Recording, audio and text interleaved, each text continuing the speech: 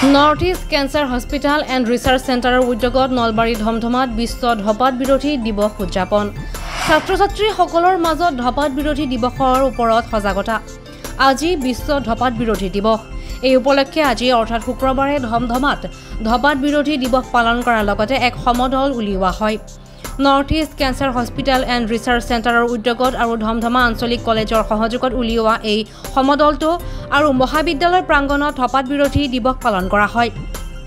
আনহাতে সকলোতে ধঁপাতৰ বিৰুদ্ধে সজাগ আৰু সচেতন কৰিবলৈ উলিওৱা সমদলটো উদ্বোধন কৰে north east cancer hospital and research চেণ্টাৰৰ সঞ্চালক গণেশ তামুলীয়ে। North east cancer hospital and research চেণ্টাৰৰ কৰ্মকৰ্তাসকলৰ লগতে ধমধমা আঞ্চলিক কলেজৰ ছাত্ৰ-ছাত্ৰীসকলে হাতে হাতে পোষ্টাৰ ফেষ্টুন লৈ সমদলত অংশগ্ৰহণ কৰে। সমদলত অন্তত ধঁপাত বিৰোধী এক সজাগতা সভা অনুষ্ঠানৰ আয়োজন কৰা হয়।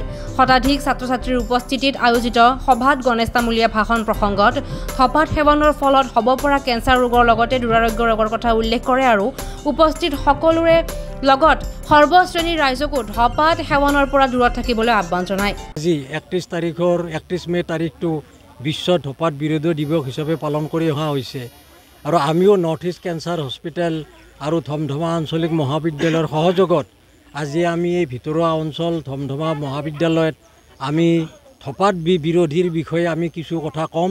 কেনেকৈ ধঁপাতৰ পৰা আমি বাচি থাকিব পাৰোঁ আৰু কেনেকৈ ধঁপাত খালে যে কেঞ্চাৰ হয়, মাৰাত্মক ৰোগ হয় ধঁপাতৰ পৰা, সেইটো আমি ল'ৰা ছোৱালীবিলাকক ক'বৰ কাৰণে আজি আমি আহিছোঁ।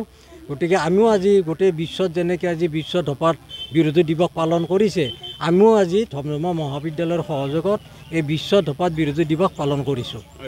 সেই বিষয়ে এটা ৰেলী ওলোৱা হৈছে। আমাৰ মহাবিদ্যালয়ৰ উপাধ্যক্ষ মহোদয় আছে আমাৰ লগত, বা সাংবাদিকবিলাক আছে আমাৰ লগত, ল'ৰা ছোৱালীবিলাক আছে। 1968 চনত এইটো বিশ্ব WHO ডিক্লেয়াৰ কৰিছিল যে 31 মে তাৰিখটো গোটেই বিশ্বতে বিশ্ব ধঁপাত বিৰোধী দিৱস হিচাপে পালন কৰা হ'ব। কাৰণ ধঁপাতে মাৰাত্মক ৰোগৰ সৃষ্টি কৰে, যেনেকৈ কেঞ্চাৰৰ দৰে বেমাৰৰ সৃষ্টি কৰে। সেই সজাগতাৰ উদ্দেশ্যে আজি আমি মহাবিদ্যালয়ত আহিছোঁ। ভৱেশ কুমাৰ দাসৰ ৰিপৰ্ট DA 365।